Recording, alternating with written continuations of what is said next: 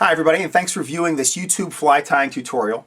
I'm not really going to show you a pattern necessarily today, but this is going to be one of my tips and techniques videos. I'm going to be discussing really how to utilize hen saddles and hen capes. It seems like for a lot of beginning fly tyers, there's just a plethora of feathers and fibers available, and it can be a little overwhelming. Hen saddles, hen capes, that's one of those kind of those in-betweeners that I know whenever I was first getting into fly tying 20 years ago, I had no idea what they were and really what their place was in fly tying. So I have a couple here that I'm going to be sharing with you. These are actually some JV hens from Clearwater Hackle. I like their JV hens because they're smaller. They seem to really do well whenever you're tying sizes 14 and smaller, which is what I tie quite a bit, especially in my soft hackles. So just to give you some quick ideas before I go into showing some of those techniques, think about just grabbing some of these fibers, which are just beautiful colors. They're very soft. They make perfect tailing for nymphs. So just keep that in the back of your mind. If you like wet flies or some types of salmon flies, these are great fibers to grab and to tie on as a beard. And I'll show you how to do that today. Another really common usage is to make cut or uncut wings for both dry flies and for wet flies. It's something that those are really widely available on the internet, so I'm not going to show you how to do that unless there is an interest for it. If there is, let me know. And then finally, what I really seem to I guess there's two main areas that I really just seem to be using all these hens for right now. One is for legs and one is for soft hackles. By legs, I guess the fly to really think about is that copper john. One of the last stages of it is when you take these fibers, you kind of fold them over the thorax, you lock them in place, and then you have these beautiful legs that are coming down that really give it that buggy, that insect look. So I'll show you how to do that today using these feathers. And then finally, soft hackles. Soft hackles are one of my go-tos. There's so many different feathers that you can utilize for them, but these JV hens, because they're produced in kind of a smaller fashion, they are perfect for that. There's lots of hens out there. There's lots of great producers of that hackle. I recommend Clearwater Hackle. I've been fortunate enough to talk to the owner, Lars, a great number of times, and he really just has some fantastic product out there. This is one of his black-brown JV hens, and what you'll notice about it is that there's a couple different parts because whenever he sends you these, he offers you both the saddle and the neck, so you get both in there. The other nice thing, and I'll just kind of zoom in a little bit on this one, aside from these beautiful colors down here, which they are just absolutely great for legs, when you look at it from the back, you can also see that you get quite a bit of marabou and some schlappen as well. So there's lots of different applications for these JV hens. The other one I want to show you is a really popular one he's been telling me about. This is called his Hungarian partridge JV hen. That is not from a Hungarian partridge. This is from a chicken. However, it has some great modeling that really kind of reminds you of a Hungarian partridge. And I'm actually going to tie a soft hackle for you today, or at least just the soft hackle section from this one, because it is absolutely beautiful. It was the talk of an Arkansas show, I believe, in 2013, in the winter or fall of 2013. So if you are interested in these colors, give my buddy Lars, send him an email over at Clearwater Hackle. I believe that's clearwaterhackle.com. Tell him that I sent you. He's got some great products. So with that said, I'm going to put these down for the time being. I'm going to go over to the vise and I'm going to just put in a generic size hook just to kind of use to show you. We'll just get into how to tie in some legs, how to tie soft hackles, and also show you how to tie in a beard if that's something you're interested in. And again, I mentioned if you really want to see a little bit more about cut or uncut wings for wet or dry flies, just shoot me an email and I'd be happy to consider making a video about that as well. So with that said, let me get everything reset here and I'll start showing you some of the techniques and some tips involved with using these JV hens.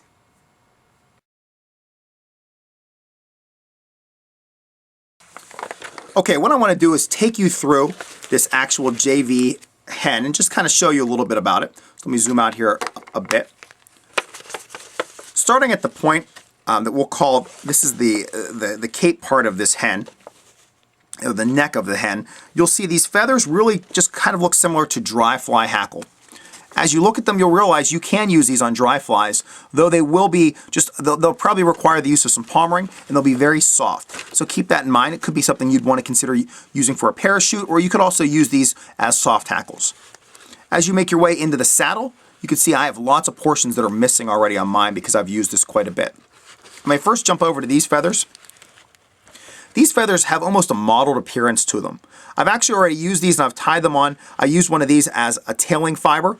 I'll just pull one off right now, then I'll compare it to the one that I have tied on so you can get an idea of what that looks like tied on a hook. Then as we move over to these feathers, on this JV Hen, I really love these feathers.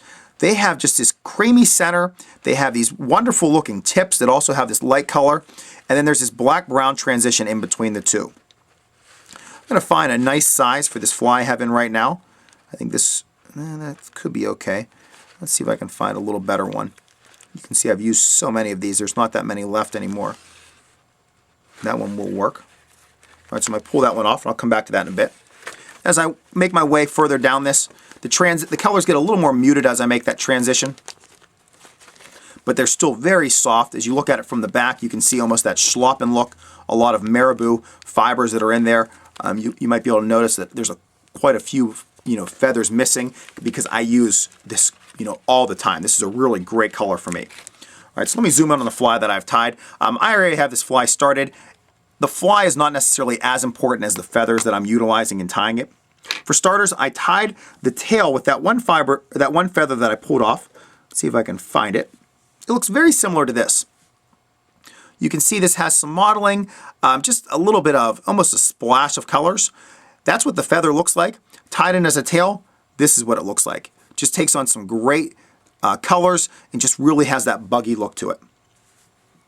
So from this to the tail. Next, I have some ultra wire. I have some SLF spiky squirrel dubbing, color brown. And then whenever I got up to the front, I just tied in a piece of turkey, just like this, to use as my wing case. And next time I come back to this feather that I really love, the one that I just had pulled off 30 seconds ago or so. And this saddle hackle is just a perfect one for use on this fly and for use on many other flies like this. Imagine we have a copper john. Imagine that I hadn't dubbed that body. Imagine it's more of ultra wire and I'm getting to the point where I need to use something for legs. This is the feather that I typically will use on a copper john.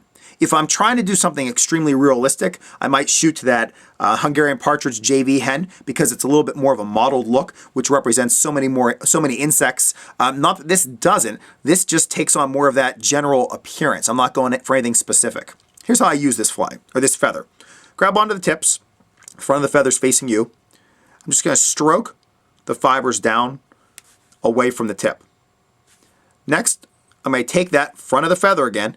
I'm going to tie it straight down with the tip going forward, facing the eye. I'm going to lock that in place. I'm going to wrap back. Take my scissors and just cut off this part. I don't have to worry about being too specific about where I cut it off because I can always come back through. I can wrap over it with my thread, just like this, or as I'm wrapping in my thorax, it will cover everything, which is what's going to happen here. So I'm going to go back to my dubbing. Again, just some brown dubbing. This is just a generalized nymph here.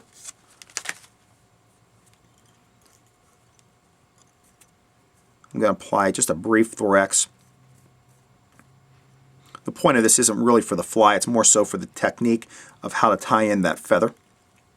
If I was going to be really focusing on the fly, at the end of this I typically will take some Velcro and just pick everything out. You can see how I left this thorax really thick, really buggy. Alright, but for the sake of the feather, what I'm going to do now with this feather, I'm going to take it and just pull it forward. When I do that, I want to make sure I stroke these fibers back because those are my leg fibers for this nymph. I want to make sure I have enough but not too many. And I'm just going to pull a few back towards the front because I don't need all those, and I'll show you about where my tie-off point is going to be. So I might flip this forward. You can see how many I have in, and I have it to the point where I can pull those fibers straight back and down. And there's still a couple that are jutting out, so that means I don't want those ones in there. So I'm just going to, again, pull those ones forward just a little bit more. I got a good point to tie in. So I'm just going to take my thread, pinch, and pull straight down, put in a few wraps. I want to make sure all my legs are shooting off to their respective sides, which they are. Once I'm sure of that, I can just trim that away, get as close to the hook as possible. Now I'm going to take my turkey, this is going to be more of my wing pad, and just separate all those legs.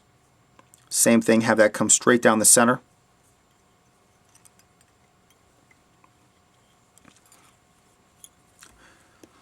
Lock it in place, pull forward. Looks like I have a couple extra fibers in there that I'll be able to trim off. That will not be a problem.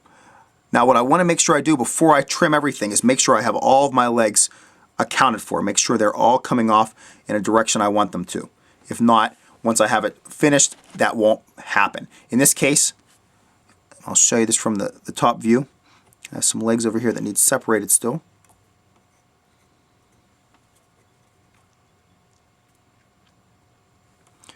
And then you can see I have all those legs just jutting out the way they should.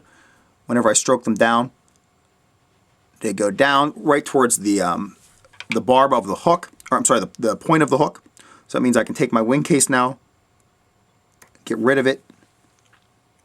Looks like there's an extra fiber in there. Get rid of that. Let me finish off this fly. Quick whip finish.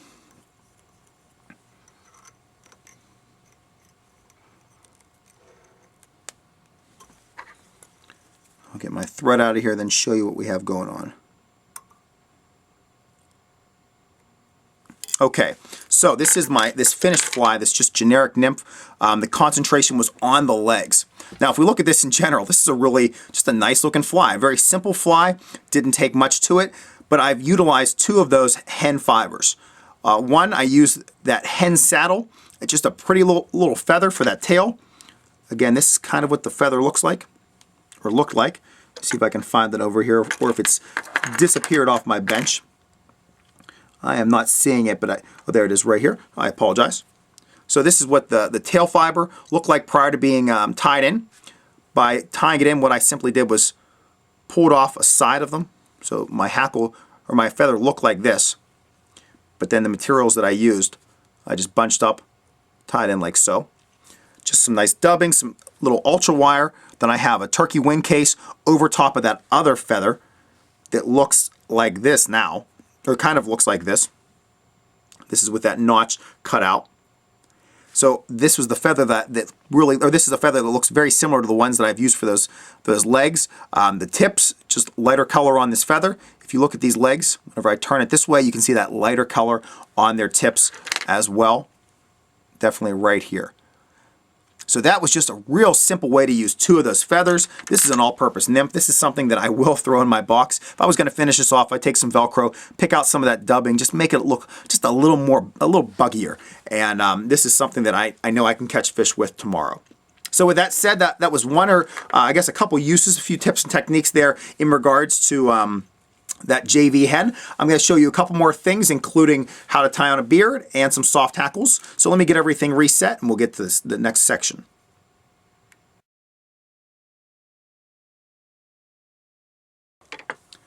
Okay, I'm going to show you how to tie in a beard on a wet fly. So I'm going to go back to that original feather that I had pulled prior. I have that nice creamy center again. I have those brown tips, and I have that almost that black brown in between those two.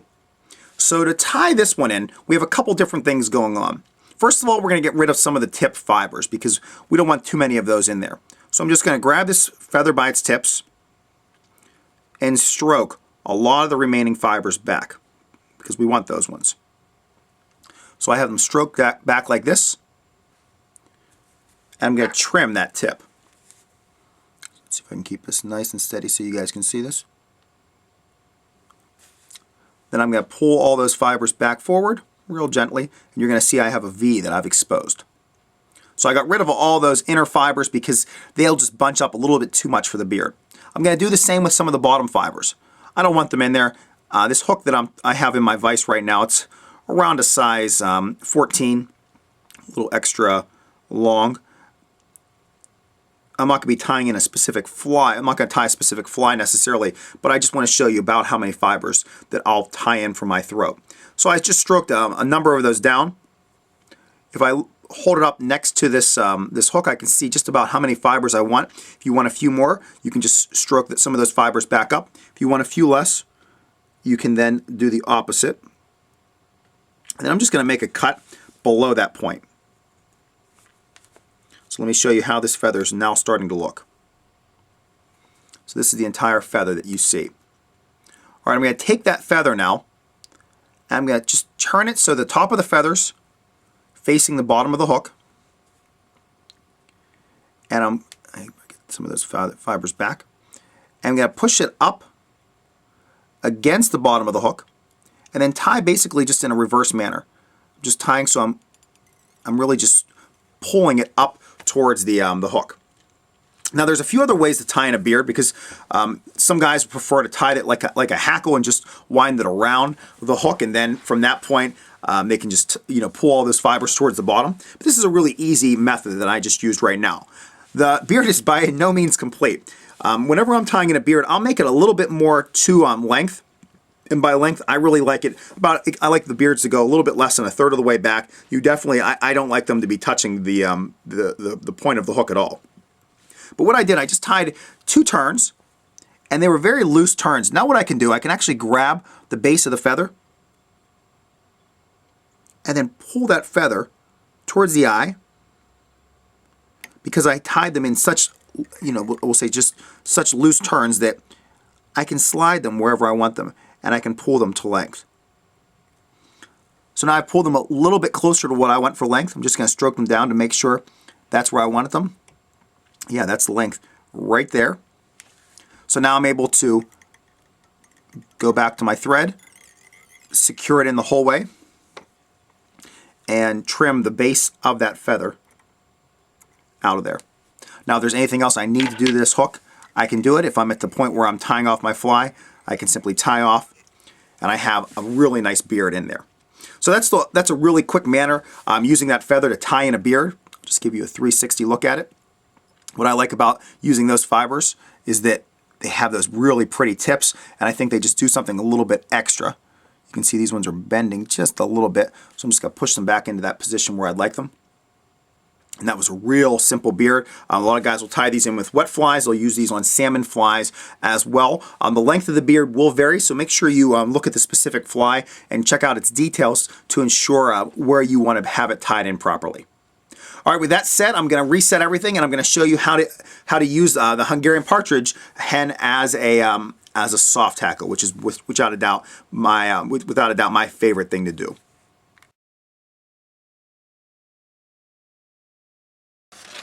Okay, I have everything reset here, and it's now time to show you how to use these hens as soft hackles.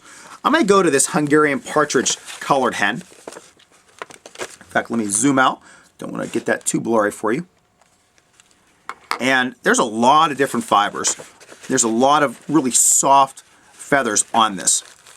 Now it's truly up to you in terms of which ones you want to use. As you get towards the end of this, the fibers really just take on this beautiful characteristic, almost a darker color. And those are the ones I'm going to use for this fly. So I'm going to just grab one. I want to find one that's going to look at about the right length for the fibers. So I'm looking, and again, these are smaller ones. So with this, I believe this is just the size 14 hook in there right now. I got to find one that will really match up with that. Because we're talking 16s, 18s for soft hackles on this, on that hen saddle. So now I have a really pretty feather. Really like this one. I'm going to zoom in just a hair, not the whole way yet. What I'm going to do next with this feather, I'm going to strip off one side of it. I'm going to strip off this side right here. So I'm going to just grab it by the tips and just gently strip off the left side. Now be careful while you're doing this, because the one nice thing about these JV hens is that that fiber, that stem is extremely soft. It's such a perfect stem for turning around the hook because it is so soft. But with that said, it's very easy to tear at times too. So please keep that in mind. So I have my tip exposed. I have this whole side off. I'm actually going to grab the tip and stroke the fibers down from there. So now I have my tie-on point for my soft hackle. I'm going to make it so that tip is facing forward and just lock that in place. All I need is about 3 or 4 turns. And just take my time trimming that out of there. I don't want to expose too much of this. I don't like to expose too much of it whenever I am trimming it away. Okay, now I'm ready to make some turns. If you want to use your fingers, you can do that. I've been using one of these Stonfo material clips. This is like an Italian company. They're really slick, especially for soft hackles. So I'm just going to attach this more to the bottom of this hackle. And then I'm just going to make around 2 turns, because that's all I typically make when tying soft hackles. So there's 1, whole way around, and here's my second turn.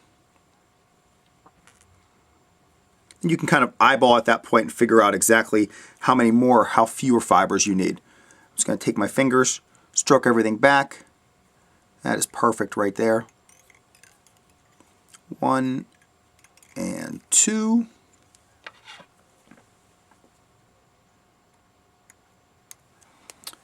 All right, trim away the rest of that. Just stroke these fibers back a little bit. I'm just going to put a half hitch for the sake of time. And then there is my exposed, there's my soft hackle. You can see this is just absolutely gorgeous. Now I know why Lars was telling me that this Hungarian partridge hen got so much attention. It is so soft. Those fibers just, you can just see how they're going to be fluttering in the water, just moving all around. I could see using this for a caddis emerger. This just has so many really great applications in the soft hackle world. So if I was going to recommend one of those colors to you, without a doubt, it would be this Hungarian partridge JV Hen. So check that out at clearwaterhackle.com. Again, tell Lars I sent you. I don't know if he has them up for sale yet, but when he does, you know, they're going to be going away quickly. So with that said, that's the way that I tie in my soft hackles. It's a very simple method. If you notice, this section of my video took without a doubt the shortest amount of time, because those JV hens are just so easy to use. So again, just in review, we talked about how to tie in legs using some of these feathers. I showed you a way to tie in beards. I showed you how to use them just for the easy application of a tail. And then finally, the soft hackle. If you're interested in learning about cut or uncut wings for wet or dry flies, let me know, and I'd be happy to possibly make a video about that. But the key with these feathers, these JV hens especially, is that they really do have those thin stems and they're extremely flexible, as you see. If you're looking for a hen, just an actual hen, not the JV, not the younger one, you will get a little bit, the stems will be a little thicker, they'll be a little less flexible, but they still will be much more so than if you're going from a rooster. So keep that in mind. So if you're beginning fly tyer, you're trying to figure out what's the main difference, and it's that the feathers are going to be just a lot more flexible from the hen than from the rooster. And I always recommend, buy the best you can, buy quality the first time, then you won't have to worry about going back and doing it again the second time. So there's another quick peek at that soft hackle. That is just gorgeous. It just came out so beautiful in such a short amount of time. Thanks everybody for viewing this YouTube fly tying tutorial. This is basically tips and techniques for hen saddles and capes. If you have any questions, feel free to leave them directly on this YouTube page, or you can email me at tcammisa@gmail.com. Thanks again.